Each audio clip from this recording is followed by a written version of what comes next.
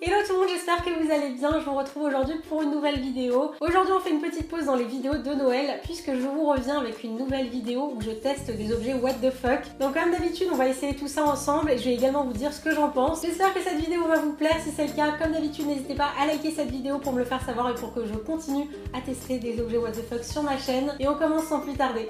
Pour le premier produit, il s'agit d'un nettoyant pour le visage en poudre que j'ai reçu de la marque DHC, qui est une marque japonaise que je connaissais déjà pour son huile démaquillante qui est vraiment top. Donc pour l'utiliser, il suffit de mélanger un petit peu de poudre avec de l'eau et on va appliquer du coup la petite pâte que l'on obtient directement sur le visage. Et à l'intérieur de cette poudre, vous avez des enzymes qui vont exfolier naturellement la peau. Vous avez également du miel et de la lavande pour apaiser et pour hydrater. Et finalement, j'ai rincé mon visage à l'eau claire et après l'avoir essuyé, ma peau était vraiment toute douce comme si je venais de faire un gommage, sauf que c'est un gommage qui est vraiment très doux puisqu'il ne contient pas de grains qui vont venir vraiment agresser la peau.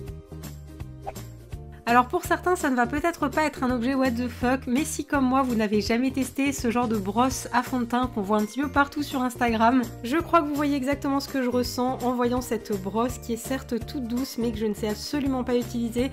Donc pour commencer je vais bien hydrater mon visage et ensuite pour le fond de teint j'utilise en ce moment le Double Wear de chez Estée Lauder que j'aime beaucoup. Et d'ailleurs je suis vraiment désolée parce qu'à la caméra et avec la luminosité de ma salle de bain, le fond de teint paraît beaucoup plus orangé alors qu'il me correspond. Donc j'ai appliqué des petites touches de fond de teint sur tout mon visage et avec la brosse je suis venue flouter la matière et j'ai été franchement bluffée par le résultat. Moi qui suis habituée à utiliser un beauty blender, j'ai l'impression que le rendu est vraiment similaire mais qu'il faut beaucoup moins de produits. Le poil de la brosse est vraiment très dense, donc j'ai l'impression que c'est pour ça qu'on a aussi peu de perte de produits. Là je vous montre ce que ça donne sur le dos de ma main pour que vous puissiez mieux voir et avec assez peu de fond de teint finalement on obtient vraiment une très bonne couvrance et surtout pas de traces de pinceau. Donc je valide complètement ce pinceau et je vais essayer de m'en servir pour mes prochains make-up.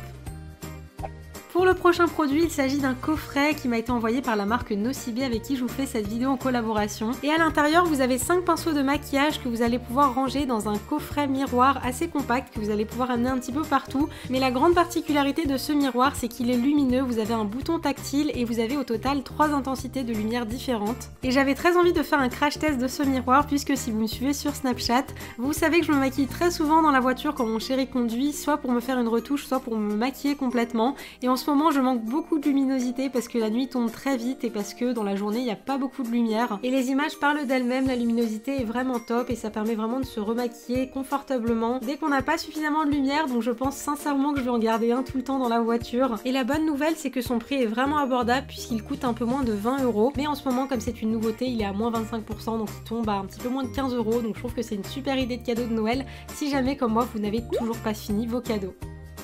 Le prochain produit m'intrigue énormément puisqu'il s'agit d'un fond de teint ou d'une poudre compacte sous la forme d'une feuille de papier. Donc ça se présente exactement sous la forme d'un bloc-notes et pour l'utiliser il suffit de déchirer chaque page une à une.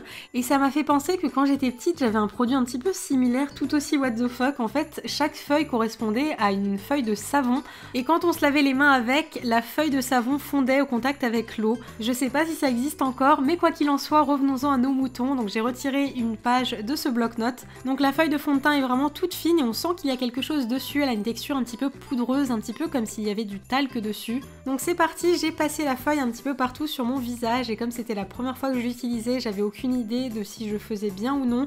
D'ailleurs à un moment je me suis même demandé si je l'avais passé du bon côté, mais finalement en fait ça se voit très vite. À gauche vous avez une feuille toute neuve et à droite celle que j'ai utilisée, donc clairement la poudre s'est déposée sur mon visage. Mais finalement j'étais pas totalement convaincue, en fait moi je m'en suis servi comme poudre libre pour fixer mon teint et après avoir passé la feuille partout sur mon visage, j'ai quand même trouvé qu'il restait certaines zones où le fond de teint collait un petit peu, je sais pas si vous voyez ce que je veux dire.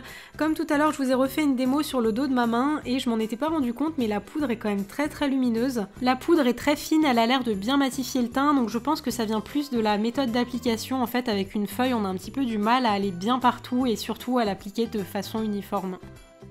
Le prochain objet permettrait de réussir à coup sûr sa pose de vernis sans en mettre partout, sur les côtés, en dessous de l'ongle lorsqu'on a les ongles rongés. Donc dans la boîte on trouve une trentaine de petits clips en plastique réutilisables et de plusieurs tailles. D'ailleurs c'est assez rigolo parce que vous avez une petite fiche avec les deux mains de façon à pouvoir écrire en fait à quelle taille correspond chacun de vos doigts. Et comme c'était la première fois que je testais ce produit, je savais absolument pas dans quel sens le mettre. J'ai essayé dans tous les sens et après avoir regardé une photo, j'ai finalement réussi à positionner correctement le petit petits clips, mais c'était un petit peu petit, du coup je suis passée à la taille 2 et il me semble que c'était la bonne taille, mais comme je ne savais pas utiliser ce produit, j'étais incapable de savoir si c'était la bonne taille ou non, mais en tout cas c'était ni trop serré ni trop grand. Pour l'annulaire, c'était la même chose, j'ai choisi une taille 3 et c'était un petit peu serré, donc je suis passée à la taille 4 qui elle était un petit peu trop large, mais j'ai préféré garder celle-ci. Et finalement, tant bien que mal, j'ai réussi à trouver une taille pour chaque doigt. Ensuite vient le moment du crash test et pour ça j'ai appliqué un vernis bien rouge, bien pigmenté, puisque vous le savez, c'est le genre de couleur qui, lorsqu'on l'applique un petit peu sur les côtés, ça a tendance à colorer presque la peau. C'est assez difficile à retirer et donc c'est parfait pour essayer un produit qui évite d'en mettre partout. Donc j'ai appliqué mon vernis tout à fait normalement, j'ai juste fait attention à ne pas en mettre au niveau de la cuticule, mais sinon pour les côtés j'ai laissé le produit faire son travail. Et en retirant le premier clip, je me suis rendu compte déjà qu'il était trop serré, mais aussi qu'il en avait mis absolument partout sur les côtés. Je me suis dit que j'aurais peut-être plus de chance avec les doigts suivants, mais malheureusement c'était pas le cas puisque le vernis file sur les côtés. Donc voilà, c'était un petit peu un fail pour moi, à moins que je ne sache pas m'en servir. Et voilà pour cette vidéo, j'espère que ça vous aura plu et que vous avez passé un bon moment. Nous on se retrouve très vite pour une nouvelle vidéo. Prenez soin de vous, prenez soin de vos proches. N'oubliez pas de leur dire que vous les aimez. Plein de bisous et à très vite.